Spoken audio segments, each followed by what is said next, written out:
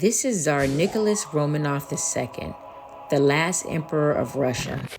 And these are his cousins, King George V of England and Kaiser Wilhelm II of Germany. These two cousins just might be the shittiest cousins of all time. More about them later. But in short, during World War I, Willie and Georgie made decisions that may have led to Nicky's downfall, the annihilation of his entire family, and the fall of Imperial Russia. So much for family. In part 1 of this series, I spoke about the gun that started World War I, the FN 1910, as well as the sidearm of the Austro-Hungarian military, the 1907 Roth Steyr. In this video, part 2, we continue the story from the pistol that protected Imperial Russia during threats both foreign and domestic, to the gun that ended the Romanov dynasty, who had ruled Russia for over 300 years. And then, who knew what was to come?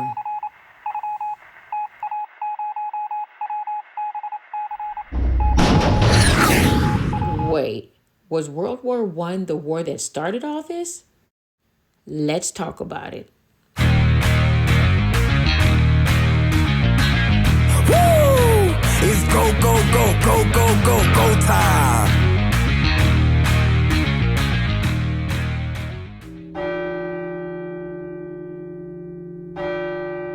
1894, St. Petersburg, Russian Empire. Tsar Alexander III was laid to rest, and his young 26-year-old unprepared son Nicholas took over the throne as the Emperor of Russia. Less than a month later, he married his love, Princess Alexandra of Hesse, an area of modern-day Germany. She always looks sad in her pictures. Anywho, she also happens to be the favorite granddaughter of Queen Victoria of England and the first cousin to Kaiser Wilhelm II of Germany. Yeah, it's complicated.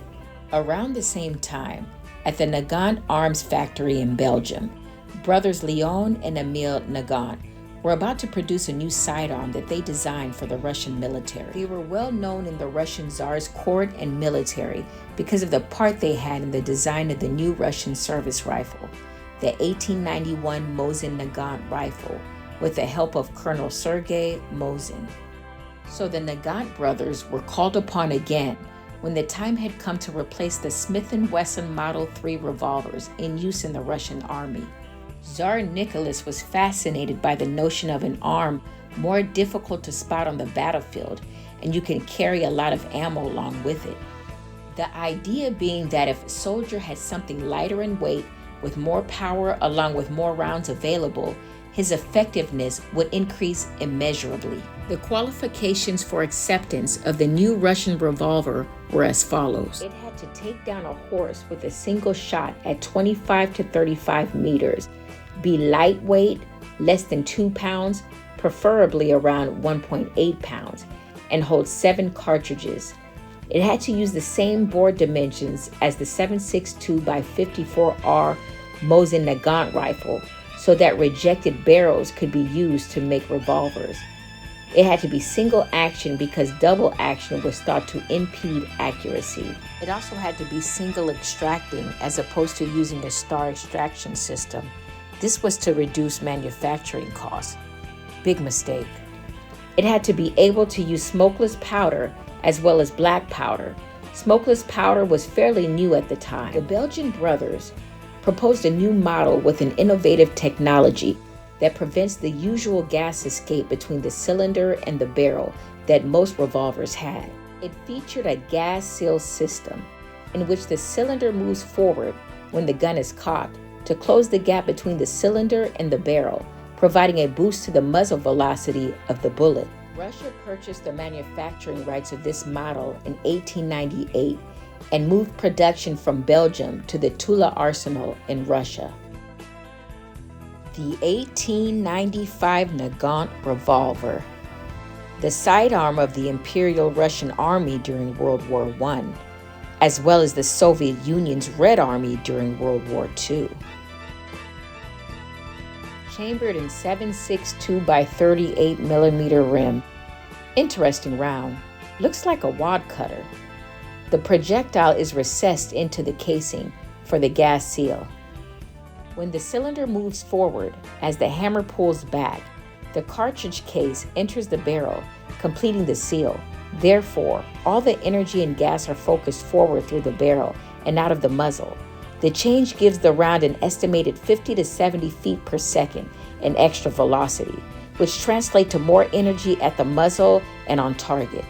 Also, the gas seal allows for this revolver to be truly suppressed. There is a side loading gate. Rounds are loaded from the back of the cylinder. The cylinder holds 7 rounds.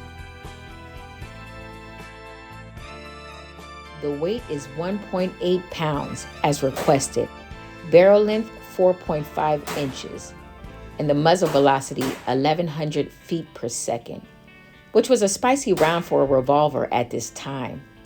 To compare, the British Webley Mark IV has a muzzle velocity of 620 feet per second. It's almost half the velocity. The ergonomics of the Nagant feels like shooting a Webley, but the round feels more like shooting a .32 auto.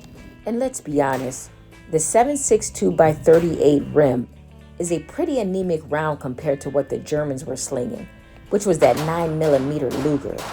And even what the Austro-Hungarians were using, the 8mm Steyr. Sounds like Russia needed to catch up with the arms race. Now let's take a closer look. Mine came with this original Soviet Union belt holster. This type of holster was introduced in 1935 and made of canvas material. Inside there are factory markings, and in front a small pouch for a box of ammo.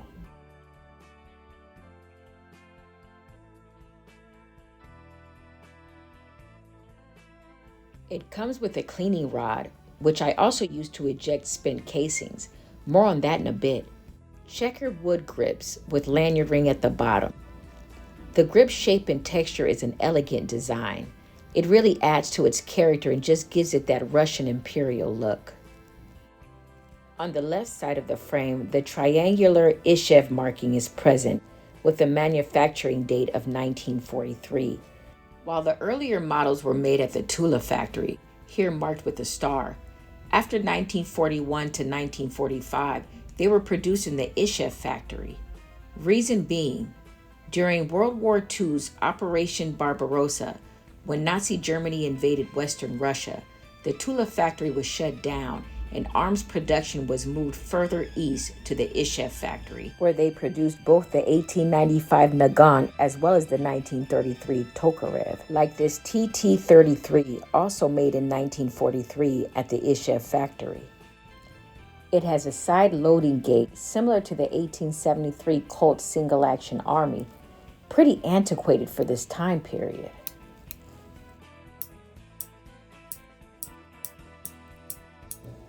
And I would argue that the loading process and turning the cylinder on that Colt is actually more efficient and elegant than that Nagant.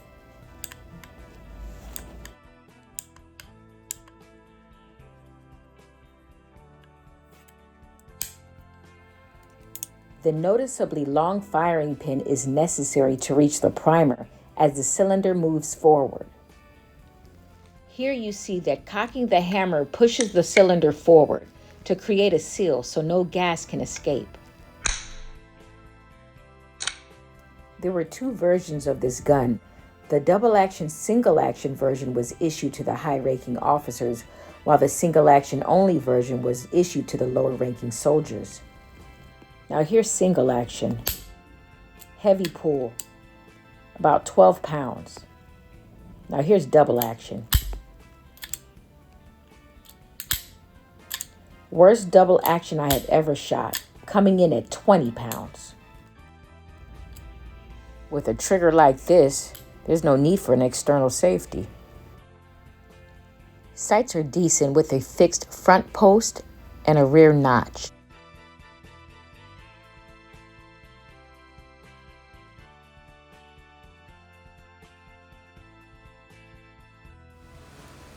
Although the ergonomics is like shooting the Webley Mark IV, the extraction process is more efficient with the Webley. The Nagant's extractor is probably the worst part of the gun.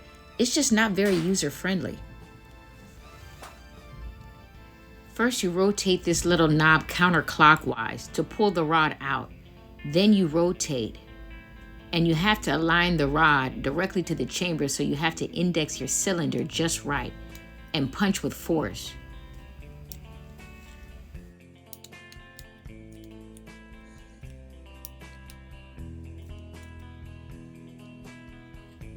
Now with the rod in the chamber, if you accidentally rotate it clockwise, it will get locked in there. So you have to rotate it back out counterclockwise in order to pull out the rod. Pain in the butt. Again, I have to compare it to the 1873 single action army that has a similar extraction process, except for it's actually easier and more practical than the Nagants. That rod gets sticky. I wish it was spring-loaded like the Colt. Very antiquated. Although with some practice you can get decent, but I wouldn't want to reload in a gunfight with this gun. It's time-consuming and leaves a lot of room for hiccups.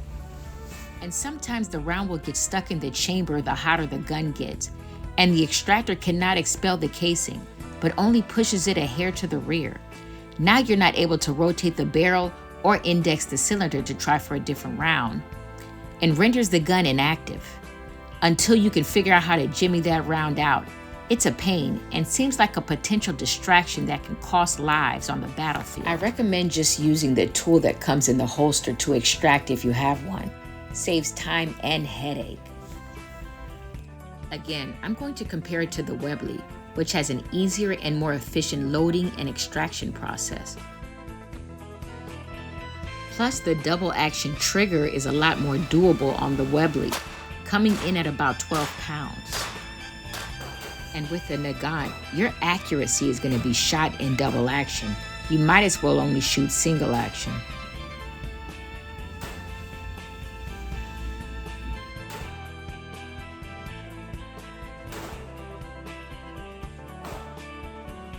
The Nagant Revolver was adopted by the Russian Imperial military in 1895. Around the same time, the self-loading C96 Mauser was being designed in the Mauser factory in Germany, and 3 years later, the 9mm Luger pistol was designed in Austria in 1898. So it had some tough rivals to contend with. The Nagant was produced from 1895 to 1945, used to defend the Russian monarchy, both foreign and domestic. It was the Russian sidearm during the Russo-Japanese War of 1904 to 1905. And Russia got their clocks cleaned by the Japanese in a humiliating defeat.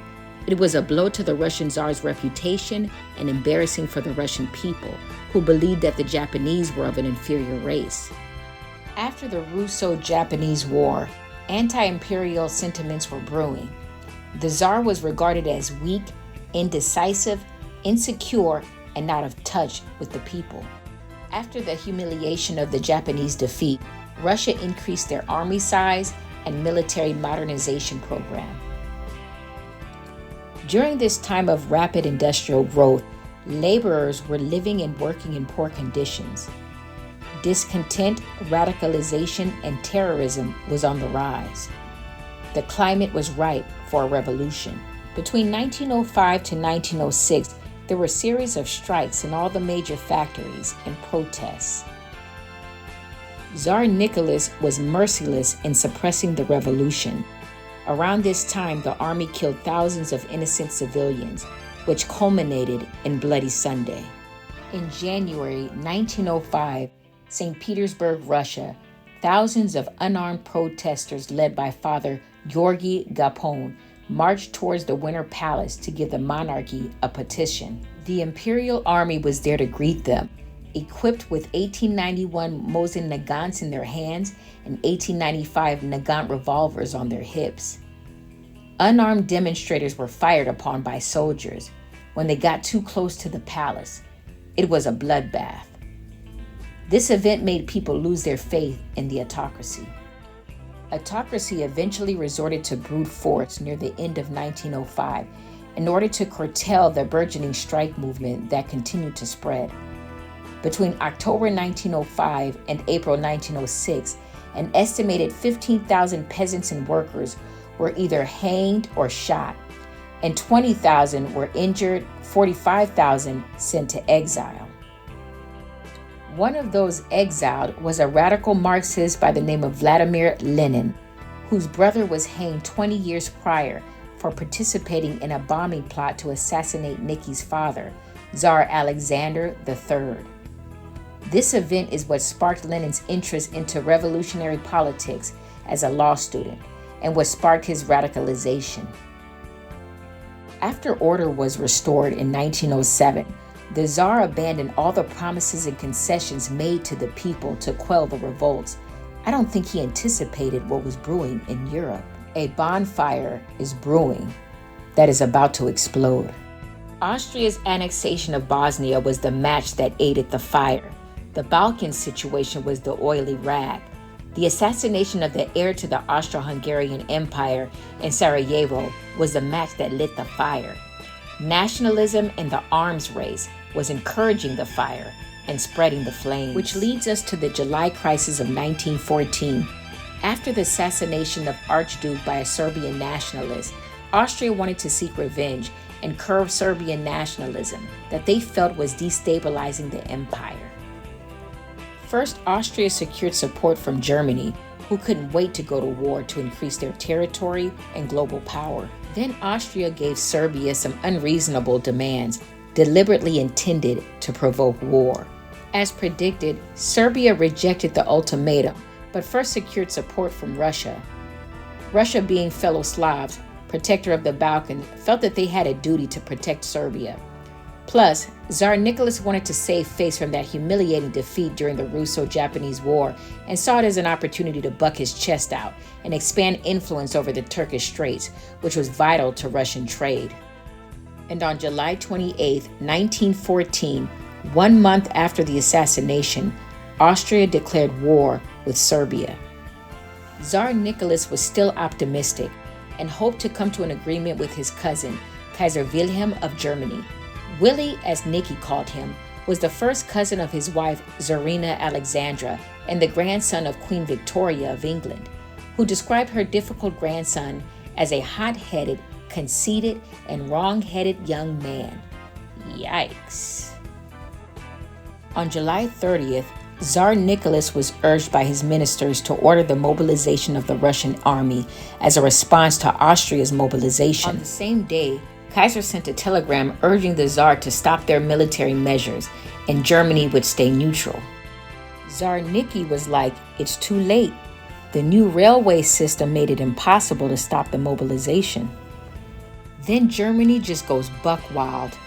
On August 1st, Germany declared war on Russia. And August 3rd, Germany declared war on France. Then Germany invaded neutral Belgium on August 4th. And in response to Belgium's plea for assistance, Britain declared war on Germany August 5th. Now, initially, the war inspired Russian national unity and confidence in the Tsar that his army would achieve victory, like the victory they had over French Napoleon a century earlier. But that optimism changed quickly. Once again, Russia got their butts handed to them, this time by Germany. Germany had fewer numbers, but their army was better trained and more technologically advanced.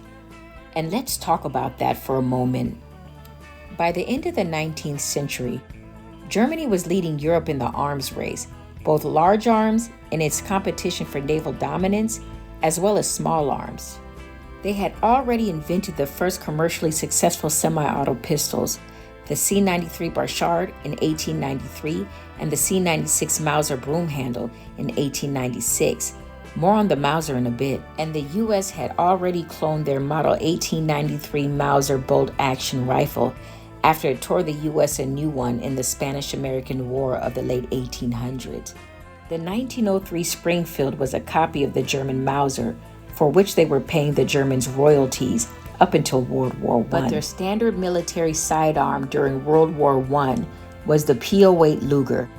Now, while the 1907 Roth Steyr was the first semi-auto pistol adopted by a major military power, the 1908 Luger was the second. Considered high-tech for its time, chambered in 9mm Luger, which is still the most popular handgun round in the world to this very day. So really, Germany was ahead of its time. I talk more about the Luger in my World War II Axis Power video. Check it out if you missed it. Now let's compare Willie's sidearm to Nicky's. Looking at them side by side, you can see how the Russian Nagant is really antiquated compared to the semi-auto, self-extracting, magazine-fed, high-tech German Luger. Even the caliber was a hotter load. Germans were slinging that 9mm compared to that weak 7.62 by the Russians. Even just loading it and shooting it, you can see the superiority that the German Luger has over the Russian Nagant.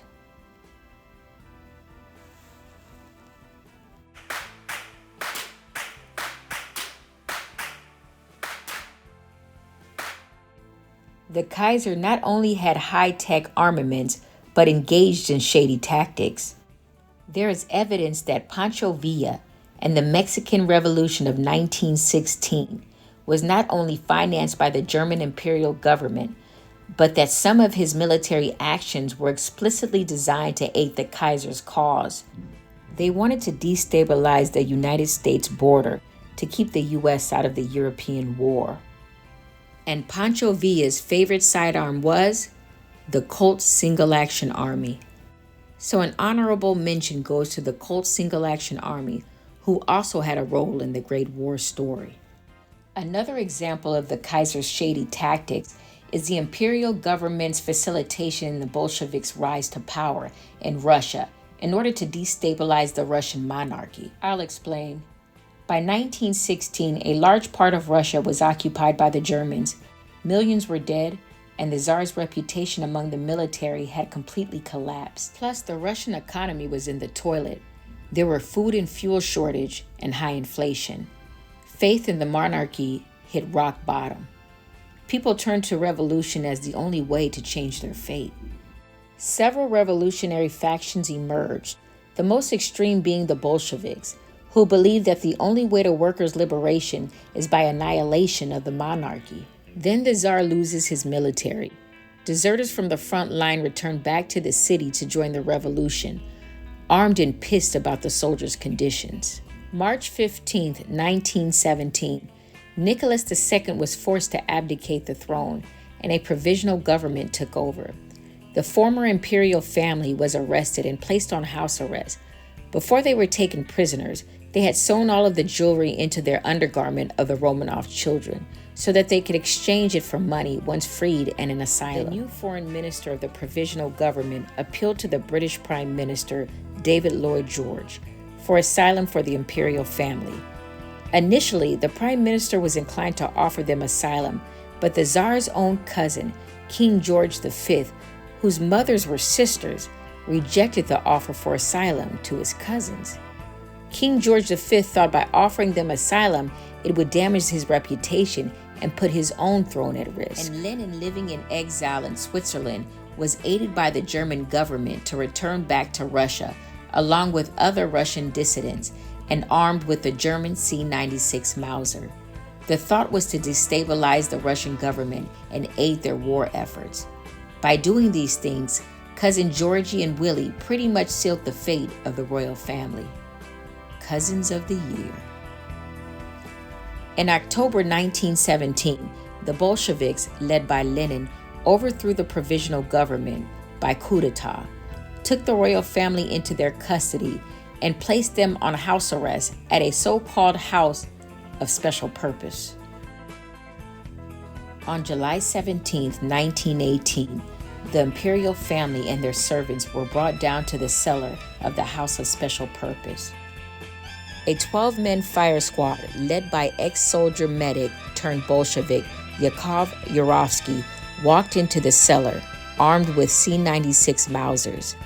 They announced that the family had been sentenced to death and started to fire. Because the children had jewels sewn into their undergarments, the cartridge couldn't penetrate, which made it the most expensive bulletproof vest in history. Because of this, it was not a clean execution. It took multiple shots and even bayonets. The Tsar, the Tsarina, their 5 children, and 4 servants were brutally executed in that cellar at the hands of their own citizens, but ironically, with the use of the German-made C96 Mauser. The C96 Mauser Broomhandle, considered the first successful semi-auto pistol to see widespread use. Developed between 1893 and 1895 at the Mauser factory in Oppendorf am Neckar, Germany. Designed by brothers Fidel, Frederick, and Joseph Fiedele for their employer Paul Mauser, although he patented the pistol in his name only. Used by both the German Imperial Army as well as the Nazis' SS.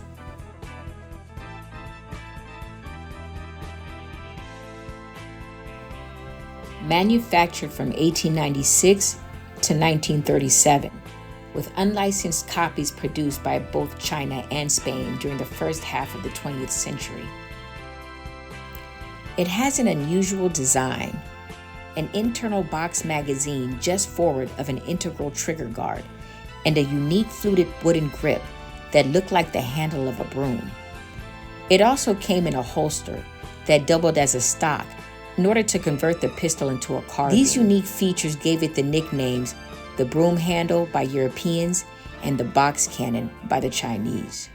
Also, due to its distinctive and instantly recognizable shape, it has also been featured in a number of films and TV shows, like in Clint Eastwood's Joe Kidd, and in the James Bond movie From Russia with Love.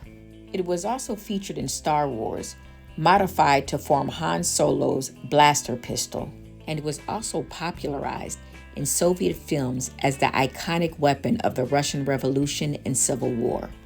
Mauser's production of the C96 can be divided into the early production period from 1896 to 1905, when Mauser had not yet established a single production model for the C96 and made regular improvements on the design, resulting in many different variants, and the stable production period from 1905 to 1937, when the C96 design was finalized, with further variants deriving from that. The vast majority of the C96s are made in the stable production period. Chambered in 7.63 by 25 Mauser, which is a high-velocity 30 caliber bottleneck cartridge with a muzzle velocity of 1,400 feet per second, it was a hot little round for its day. It was considered the highest velocity commercially manufactured pistol cartridge up until the .357 Magnum was introduced into the market in 1935, which had a velocity of 1,500 feet per second. The Mauser round will be the inspiration of the future Soviet Union 7.62 by 25 Tokarev round, which is actually a hotter load than the Mauser, with the muzzle velocity being between 1,500 to 1,800 feet per second. The cartridges fit in 10-round stripper clips that are inserted from the top of a 10-round internal box magazine just forward of the integral trigger guard. Removal of the stripper clip chambers a round, enabling almost instantaneous loading. Rounds eject up, so make sure you have eye protection. To unload it, you need to take a puncher cartridge and push this button in to remove the magazine base plate.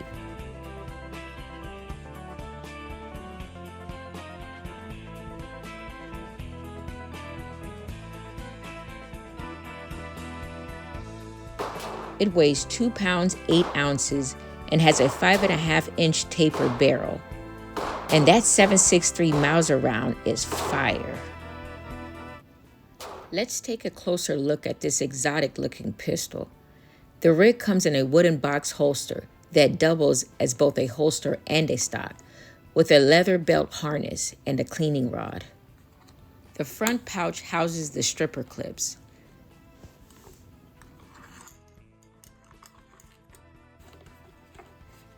The wooden holster can be removed, and this part attached to the back of a Mauser grip to create a stock, or the pistol can be stored in here. This is a reproduction stock that is period correct. There were other harness-style variants depending on the period and the country.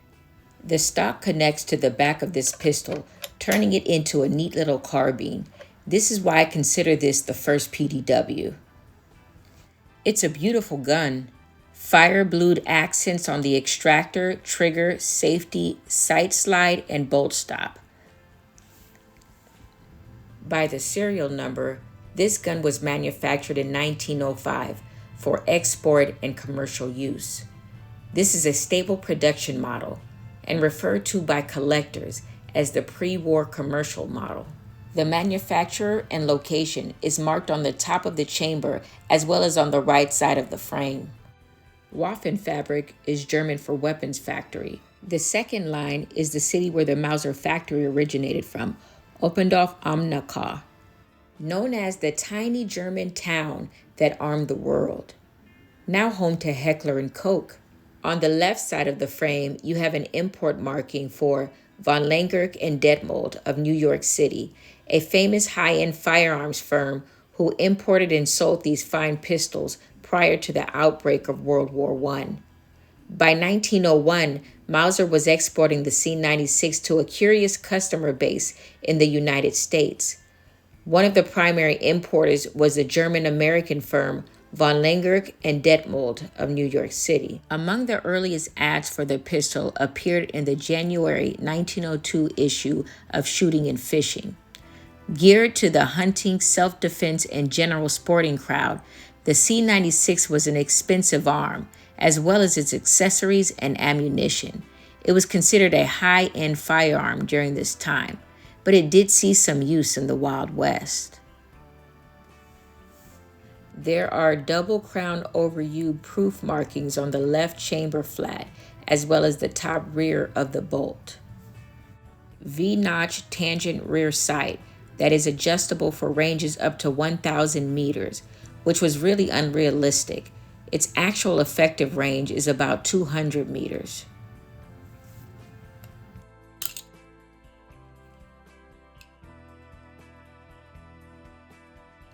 An inverted V front sight. To engage the safety, you have to cock the hammer and then pull it back further in order to pull up on the safety. Another interesting thing about the C96 design is that the weapon is entirely held together through the fit of the parts like a jigsaw puzzle. There are no pins and only one screw in the entire gun, the one that holds the wooden grip panels on. One aspect of this construction that kind of sucks is that the barrel and the rest of the upper are a single unit, so shot-out barrels cannot easily be replaced. I love shooting that 7.63 Mauser round, but if you enjoy shooting an old gun like this, you are going to pay the price. I have had to replace my extractor twice. My recoil spring, bolt stop, and my magazine spring still needs to be replaced because of loading issues when I load more than a few rounds at a time. And don't let me get started on that hammer bite. But when it has its shit together, it's a fun gun to shoot with the stock. The 7.63 Mauser is a fiery round. The tapered barrel design and adjustable sight makes it very accurate, and it has a super cool look. I actually want to pick up another Mauser that's more of a shooter than a collector because I really enjoy shooting it that much.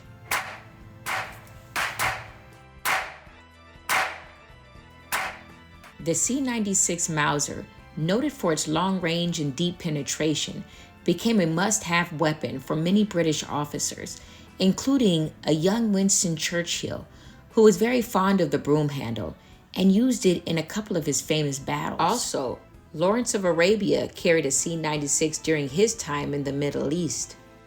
China was the only major military to adopt the C96 as its primary issued sidearm.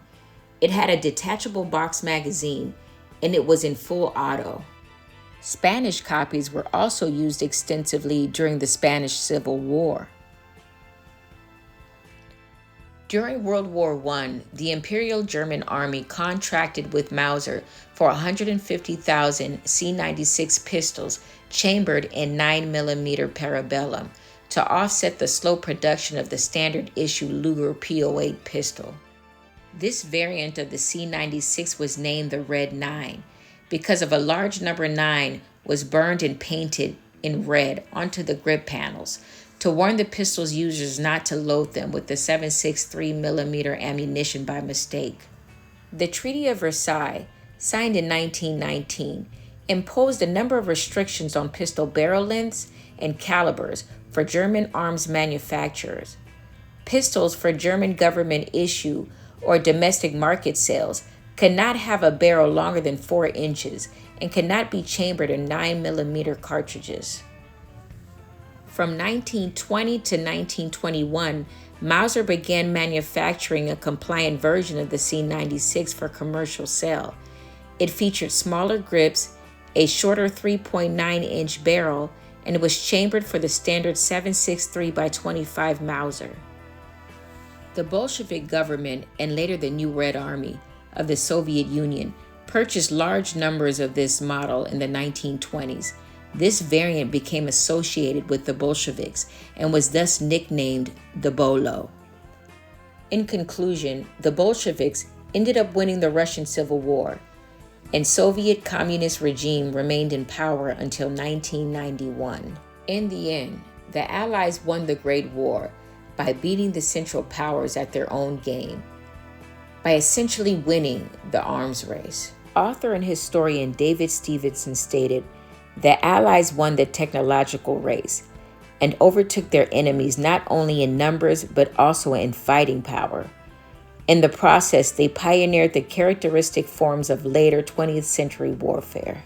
World War I officially ended in 1919 with the signing of the Treaty of Versailles, and we lived happily ever after.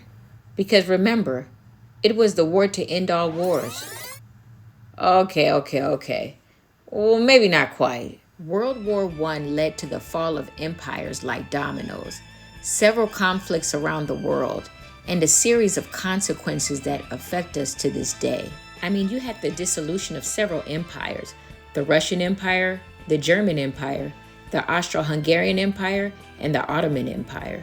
Plus, there was the forming of the IRA, who fought the British Army for Ireland's independence from the monarchy. And all of a sudden, you had 13 states that had not been states before and didn't have financial and central markets set up. You know, the signing of that treaty at the so-called peace conference ended up just pissing a lot of people off. Germany was pissed because they lost territory, resources, and had limitations placed on arms manufacturing. In addition to that, they received a bill for reparations. They felt humiliated, which gave rise to a movement led by a disillusioned World War I soldier/artist named Adolf Hitler. Italy felt cheated from their slice of the Ottoman Empire and barely got half of the European territories that had been promised, prompting nationalists to label the result as a mutilated victory.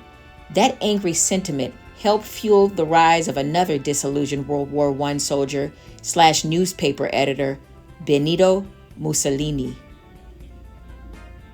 Spoiler alert, these two men end up causing quite a bit of havoc about 20 years later.